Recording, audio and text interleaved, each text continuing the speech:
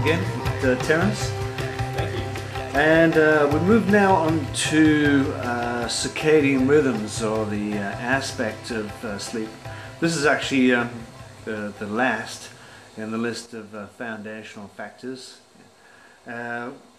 What exactly does circadian rhythms mean to health? What's it as a whole? Okay, circadian rhythms is the natural rhythm of your body going through its sunrise, sunset, moonrise, moonset cycle. So you find that, you know, everyone has this daily rhythm that you tend to want to rise with the sun in the morning and start to slow down in the evening. It corresponds with a lot of hormonal changes within the body throughout the day. It's been noticed that in the morning you get a sharp rise in your cortisol levels in your body, and that will peak at around mid-morning, and then towards noon it starts to peter off, going down into the afternoon, when by about 6 p.m. or when the sun sets, it's at a low level, and then another hormone starts to rise. Your melatonin starts to increase, and that's the sleeping hormone for your body. So it's quite common sense, I think, seeing as humans are diurnal animals, that is to say that we're daytime animals, and what humans really respond well to health-wise is to wake soon after the sun comes up in the morning and to sleep soon after the sun sets in the evening. And funnily enough, that's the same pattern that every other daytime animal on the planet exhibits. In fact, when we have a look at your rhythms and what your body likes to do, when we get that peak mid-morning of cortisol, most human societies have been shown to have their most active time in the morning before the sun reaches its zenith. So ideally, what native societies would try to create for themselves is a situation where they're hunting, they're gathering, their activity would have been done in the morning. And generally they would have spent about 3 to 4 hours of a day doing this sort of work. What we consider to be a work day would have been 3 to 4 hours a day in the morning. By lunchtime they would have had a midday meal, and they would have usually had a siesta, which a lot of our European neighbours still take on board. They have this sleep in the afternoon and then go into a fairly relaxed afternoon, which was more social, which was more creative, and involved a lot more time spent with children and with each other. So that is the rhythm that has been set, and to honour that rhythm it's a quite important thing. That's through the day. Now when we have a look at the night time, the concept of the rhythm during the night is not as simple as just being, well, I go to sleep at 10 and I wake at 6 in the morning. What's happening during those sleeping hours in your body? Quite a lot. So sleep is the natural antithesis to wakefulness. Whereas wakefulness, you're expending energy, you're outside being and doing. When you're sleeping, your body is then conserving energy, it's regenerating and repairing. That repair happens at different phases during the night. It's been shown that between the hours of 10 p.m. and 2 a.m. your highest levels of regeneration are occurring to your physical body, between 10 and 2. Between 2 a.m. and 6 a.m. is what we call your psychogenic repair time, where your brain and your nervous tissue does its repair work. So it's a common thing for people to come to me for help and to tell me that their sleep cycles are centered around going to bed at midnight, 1 o'clock, 2 o'clock, waking at 6 o'clock, and being able to work all through the day without any problems. Well, sure enough, they're tapping into that psychogenic repair time, where their body is able to repair their brain and their mind ready for the following day's work. But if they had a laborious job like a landscape gardener or a road construction worker or a carpenter, for example, then if they weren't getting that sleep prior to 2 a.m. between 10 and 2, and they weren't getting a solid block of sleep there, then it's been shown that their physical repair would be sacrificed, and then their body systems would slowly suffer during the days that followed the night. So there is a definite system of repair that goes through the night. And throughout the night also your brainwave states change, going from your alpha and beta, which are the waking states, down into a delta state when you're in your very, very deep sleep. And the more time you can spend in these gamma and delta states, which are the very slow brainwave states, the greater the repair to your body that will take place. Right. It's interesting that you brought up actually about the siestas. Isn't it a great concept? Yeah, I mean, a lot of the older European countries, you see what to still practice that, and yet it's kind of sort of like not exactly accepted in some Western countries, especially here in Australia. I mean, like, it's not a common thing to have those so-called power naps on the afternoon, but so many famous people like Sir Winston Churchill and what have you will undoubtedly was used to swear by having power naps. As did Einstein, in fact, would swear by these intermittent 20-minute naps throughout the day. He didn't sleep a great deal at night, he'd have these naps throughout his day. But absolutely, the siesta, I would encourage people to start recreating that. It's a very unfortunate thing that in America, Great Britain and Australia, the epitome of what the West is, that we have removed that concept, and we have much shortened holiday or vacation times at the end of our working year or throughout our working year, and to the point where I think it's 10 days leave of work in the United States. To me, that's not really a life, to work your whole life from morning through to late evening with only 10 days break per year to look forward to. I think we need to re-establish some more healthy working patterns for ourselves and stop, I really think we need to address it and stop working ourselves into the ground. As a result, you just have to have a look at the rates of disease, discontentment and poor health in those 3 countries that are listed, and without doubt we're leading the charge in mortality and disease states around the world.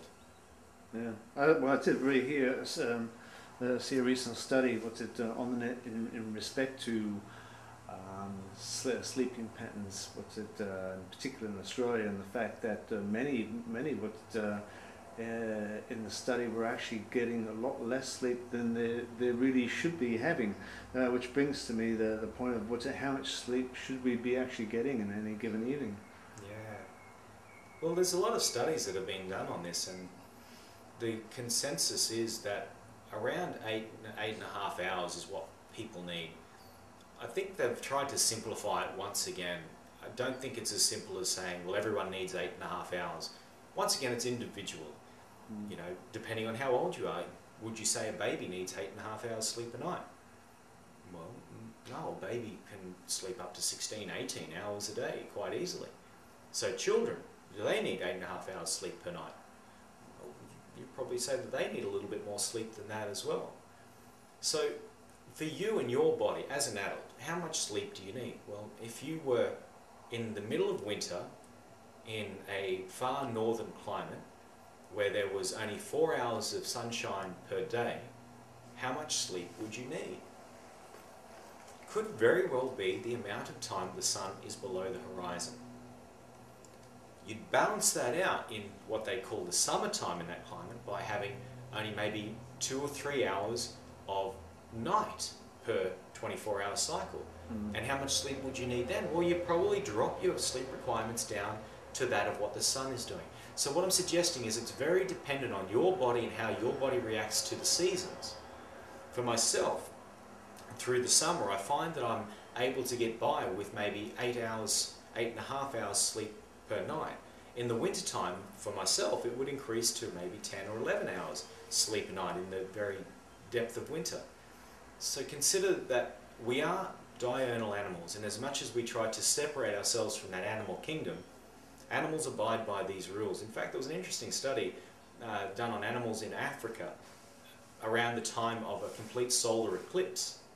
And these animals, when the sun was completely obstructed from shining on the earth by the moon, that these animals all spontaneously laid down and went to sleep for the 5 or 10 minutes that the sun was covered.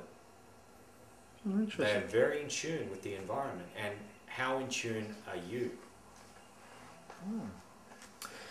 On the topic of sleep, of course, I mean, it's important when it comes to getting sleep is you have to create the environment so that it's inducive to sleep. Well, what would you say would be the best conditions to create that? Right.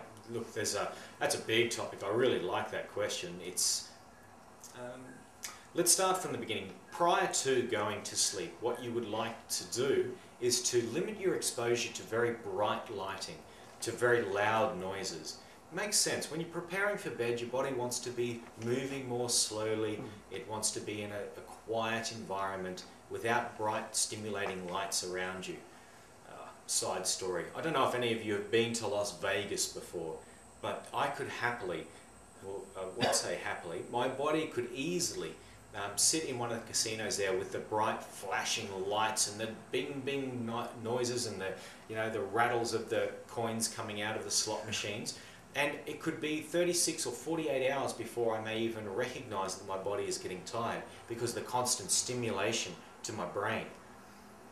How are you stimulating your brain before you go to sleep? Are you watching television with bright flashing lights at you? Are you on the computer with a bright light there stimulating your brain to keep that cortisol level up?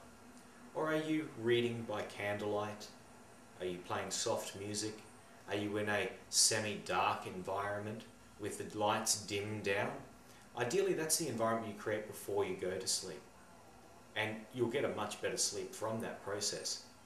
And then we go into your bedroom. How is your bedroom set up? Are you sleeping on an electric blanket, for example, with that electromagnetic field that's being generated around you, which can quite strongly disrupt your hormonal levels of your body? So you want to avoid any electromagnetic fields around your bed. Clock radio right beside your bedside table, or electrical wires right behind the wall of your bedroom can have a very strong impact on your health. So try to remove any electrical equipment from around your bed. And we were designed to sleep in caves. Humans spent a lot of our evolutionary history sleeping in caves. And I don't know if you've been in a cave, but it's pretty dark. There's not a lot of light in there. The darker the environment that you can provide yourself, the better it will be for your sleep. It has been shown that by shining a pen light on someone's ankle is enough when they're asleep to start to change the hormone levels in their body to bring them into a waking state. One pen light on one ankle. What would that street light shining in your window do to your body? Or even a bright moon coming in through, shining in through the window. How's that going to affect your body? So I encourage you to get some thick curtains or to have some coverings over your windows to block out any external light.